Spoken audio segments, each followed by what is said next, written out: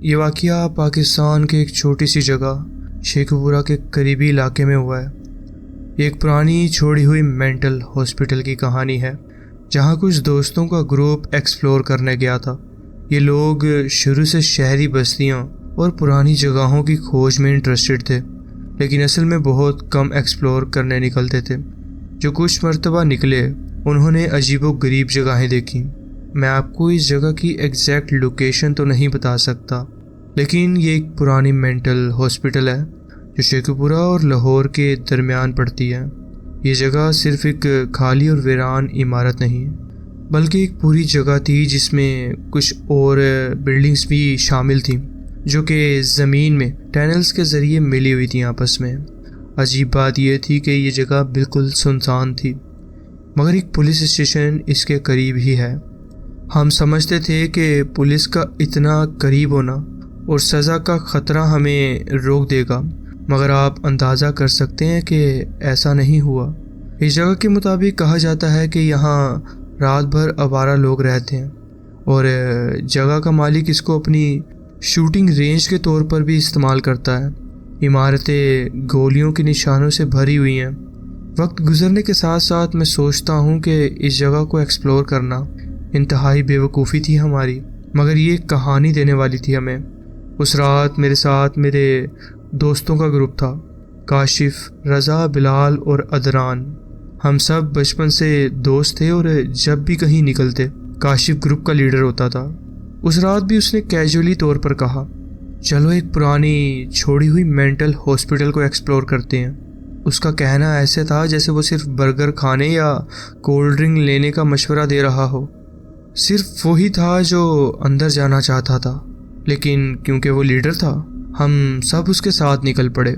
ہمیں اس جگہ کا ایگزیکٹ پتہ نہیں تھا، اس وجہ سے ہم ایک چھوٹی سی جگہ کے سنسان گلیوں میں کھو گئے۔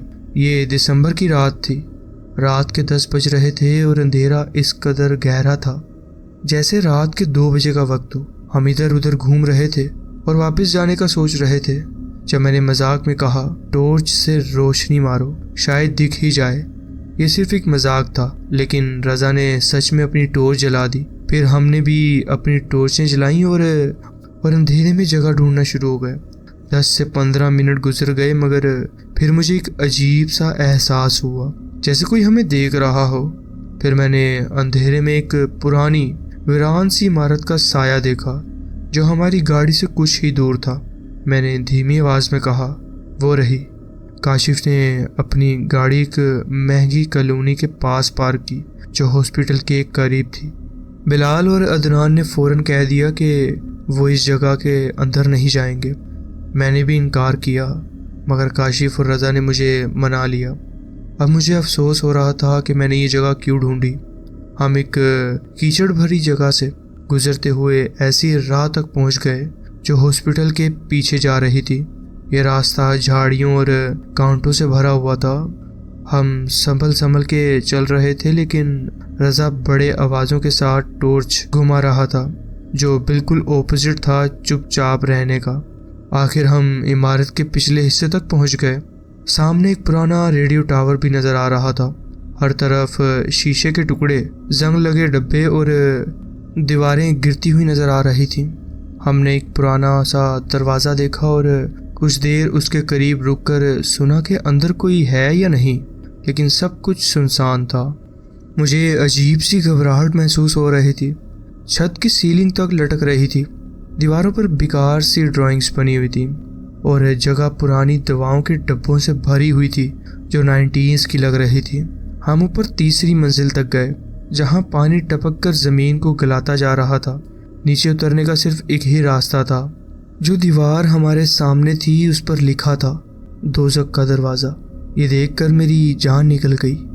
بیسمنٹ ایک لمبی سی اندھیری سی سرنگ تھی جو کہ پتہ ہی نہیں تھا کہاں تک جاتی ہے۔ ہم چلنے لگے، مگر جیسے ہی واپس مڑنے کا فیصلہ کیا مجھے محسوس ہونے لگا کہ کوئی ہمیں دیکھ رہا ہے۔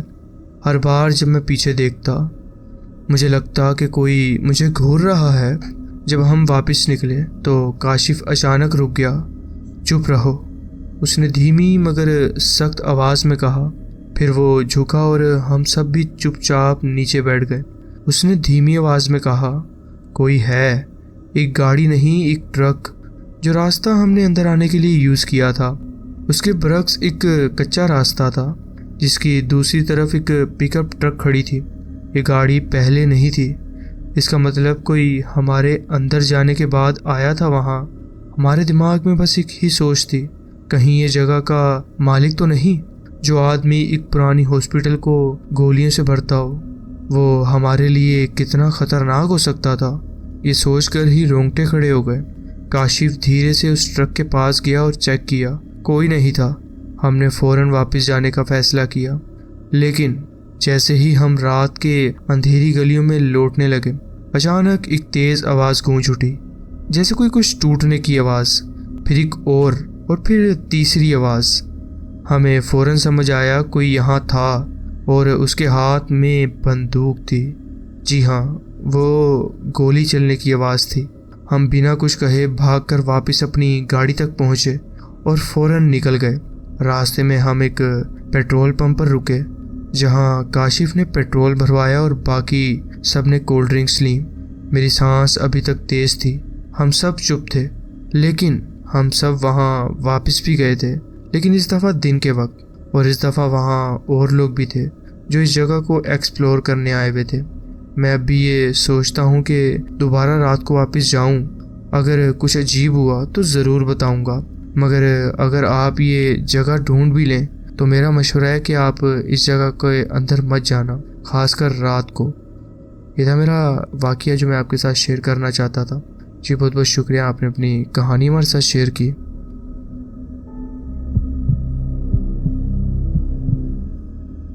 السلام علیکم، میرا نام علینا ہے اور میری عمر 19 سال ہے۔ میں پاکستان کے شہر سرگودا کی رہنے والی ہوں اور لا کی طالب علم ہوں۔ میرا یہ فیلڈ چننے کا ایک خاص سبب تھا، ایک ایسا واقعہ جو صرف ایک بار نہیں بلکہ کئی مہینوں تک چلتا رہا میرے ساتھ۔ میں صرف 16 سال کی تھی جب یہ سب شروع ہوا۔ میں 11th کلاس کی اسٹوڈنٹ تھی۔ مجھے ہر کسی سے دوستی کرنا پسند نہیں تھا، صرف چند اچھے دوست تھے، تقریباً 5۔ یہ بات اس کہانی کے لیے بہت ضروری ہے۔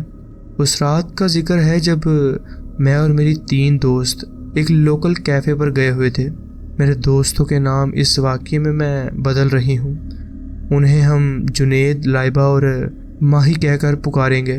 اس وقت میری جنید سے دوستی تھی اور اس کی عمر 19 سال تھی۔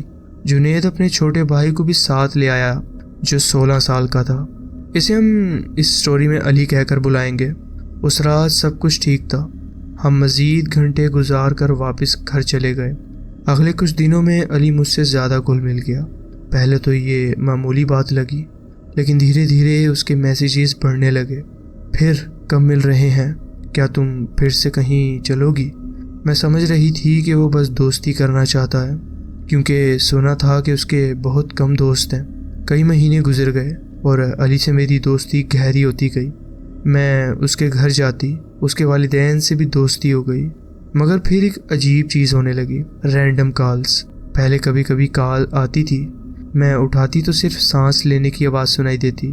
پہلے مجھے مذاق لگا یہ، لیکن جب صرف 2 گھنٹے میں 30 سے 40 دفعہ کالز آنے لگیں تو مجھے ڈر محسوس ہونے لگا۔ پھر یہ کالز دن بھر آنے لگیں، روزانہ 60 سے بھی زیادہ۔ میں نمبر بلاک کرتی، لیکن ایک نئے نمبر سے پھر کال آ جاتی تھی۔ یہ سلسلہ چلتا رہا اور میں نے ڈر کے مارے یہ کسی سے شیئر نہیں کیا۔ جب میں نے اپنے والدین کو بتایا تو انہوں نے مجھے نیو نمبر لے کر دیا اور انہوں نے کہا کہ بس تمہارا کوئی دوست ہی مذاق کر رہا ہوگا، اس کو اگنور کرو اور جب بھی کوئی ایسا کال یا میسیج آئے تو اس کو بلاک کر دو۔ لیکن جب میں نے جنید اور لائبہ اور علی کو بتایا تو ان کا ریئیکشن بالکل الگ تھا۔ یہ سن کر وہ بہت سیریس ہو گئے تھے۔ ایک وقت آیا جب میرے پاس وہ سم تھی تو وہ کالز رک گئی تھیں۔ مجھے لگا شاید وہ سب ایک مذاق تھا، پرینک کالز تھیں۔ لیکن ایک دن جب میں لائبہ کے ساتھ انارکلی بازار شاپنگ کرنے گئی ہوئی تھی تو مجھے ایک اور کال آئی میرے نیو نمبر پر۔ میں سمجھی کہ کسی جاب انٹرویو کے لیے ہو سکتی ہے، لیکن جیسے ہی میں نے فون اٹھایا ایک بھاری آواز آئی، میری پیاری علینا، تمہارا سبز دوپٹہ تم پہ کتنا اچھا لگ رہا ہے۔ میرا دل زوروں سے دھڑکنے لگا۔ میں نے جلدی سے ادھر ادھر دیکھا لیکن کچھ سمجھ نہیں آ رہا تھا۔ اگلی بات سن کر میری ساری ہوشیاری اڑ گئی۔ دیکھنے کی ضرورت نہیں، تم مجھے نہیں دیکھ سکتی لیکن میں تمہیں بالکل دیکھ سکتا ہوں۔ مجھے ایسا لگا جیسے میری روح نکل جائے گی۔ میں سیدھا وہاں سے گھر آ گئی۔ لائبہ بھی اتنی ہی ڈری ہوئی تھی جتنی میں نے والدین کو بتایا۔ انہوں نے اس نمبر کو ٹریس کروایا، اس کے بارے میں پتہ کرنے کی کوشش کی لیکن کچھ زیادہ پتہ نہیں لگا۔ مجھے عجیب طریقے کی لو لیٹرز بھی ملنے لگے۔ ایک دن چٹھی ملی، ہیلو الینا، تم کل بالوں کو کل کر کے بہت خوبصورت لگ رہی تھی۔ میرا دل چاہتا تھا کہ تمہارے بال کاٹ دوں، مگر صرف بال نہیں، پورا سر کاٹ دوں، لیکن پھر تم بہت خاموش ہو جاؤ گی۔ تمہاری نیلی آنکھوں کا کیا کروں؟ انہیں اپنی جیب میں رکھ لوں کیا؟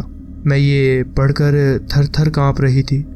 اس دن کے بعد میں نے فون اٹھانے سے بھی انکار کر دیا، مگر پھر ایک دن مجھے ہمت ملی۔ میں نے کال ریسیو کی اور کہا ملنا چاہتی ہوں۔ کالر نے فوراً تسلیم کر لیا۔ میں نے جلو پارک بلایا، مگر میں اکیلی نہیں جانے والی تھی، علی میرے ساتھ تھا۔ جب ہم وہاں پہنچے تو وہ ایک درخت کے پیچھے چھپ گیا۔ 2 گھنٹے ہم وہاں بیٹھے رہے لیکن کوئی نہیں آیا۔ واپس گھر آئی تو پھر ایک کال آئی۔ اس بار کالر نے پہلے کی طرح پیاری الینا نہیں کہا، اس بار وہ چلایا، تم چلاکی دکھا رہی تھی۔ کیا سمجھا تھا کہ میں نہیں سمجھوں گا کہ تم علی کو ساتھ لے آؤ گی؟ اس دن کے بعد کالر کی باتیں صرف دھمکیوں میں تبدیل ہوتی گئیں۔ ایک دن میں اپنی سائیکل لینے گئی تو دیکھا کہ شو باکس سائیکل سے بندھا ہوا تھا۔ ڈر سے میری جان نکل گئی۔ جب میں نے کھولا تو اس کے اندر ایک مرا ہوا چوہا تھا۔ میں چیخ پڑی اور بنا کسی کو بتائے سیدھا پولیس اسٹیشن بھاگ گئی۔ پولیس نے اس واقعے کو بہت سیریسلی لیا اور میرے گھر کا فون، دوستوں کے فونز سب وائٹ ٹیپ کر دیے۔ 1 ہفتے تک سب کچھ ٹھیک رہا، مگر پھر کالز واپس آنے لگی۔ میں جانتا ہوں کہ پولیس سن رہی ہے، پر یہ روک نہیں سکتی۔ میں رات کو تمہارے گھر آؤں گا، تمہیں مار ڈالوں گا۔ مجھ پر ایسی ڈپریشن چھائی کہ مجھے جینا بیکار لگنے لگا۔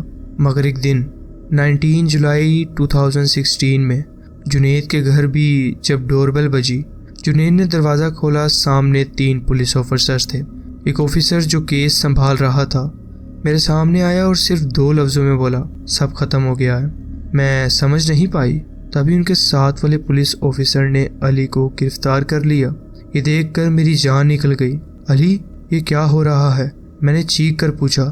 آفیسر نے کہا کہ علی نے پریپیڈ سم کارڈز خرید کر ایک پرانے فون میں اسے کیا، لیکن جو سب سے عجیب بات تھی وہ یہ تھی کہ ایک دن اس نے اپنے ہی گھر کے لینڈ لائن پر کال کر لی اور پھر خود ہی اٹھایا۔ وہ فونز جو چلاتا رہا جیسے سامنے کوئی ہے، مگر کوئی نہیں تھا، صرف وہ خود۔ ان باتوں کا مطلب تھا کہ ان سب کے پیچھے جو مجھے بلیک میل کر رہا تھا، جسے میری کال آ رہی تھی، اس کے پیچھے علی تھا۔ علی کو 2 سال کی سزا ہوئی، وہ اب آزاد ہو چکا ہے، مگر میں نے اسے کبھی معاف نہیں کیا۔ جنید اور میں اب ساتھ نہیں ہیں، کیونکہ اس کا چہرہ دیکھتے ہی علی یاد آ جاتا ہے۔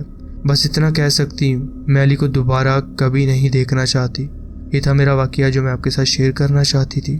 جی بہت بہت شکریہ، آپ نے اپنی کہانی ہمارے ساتھ شیئر کی۔ بڑھتے ہیں اپنی نیکسٹ اسٹوری کی طرف۔ تو جی فرینڈز، یہ تھی آج کی اسٹوریز۔ آپ کومنٹس میں ضرور بتائیں کہ آپ کو یہ اسٹوریز کیسی لگیں۔ اگر آپ کو یہ اسٹوریز اچھی لگی ہوں تو ویڈیو کو ضرور لائک کیجیے اور چینل کو ضرور سبسکرائب کیجیے اور بیل آئیکن کو ضرور پریس کر لیجیے تاکہ آگے آنے والی کہانیاں ویڈیوز آپ سے مس نہ ہوں۔ اپنا خیال رکھیں اور ملتے ہیں نیکسٹ ویڈیو میں۔ اللہ حافظ۔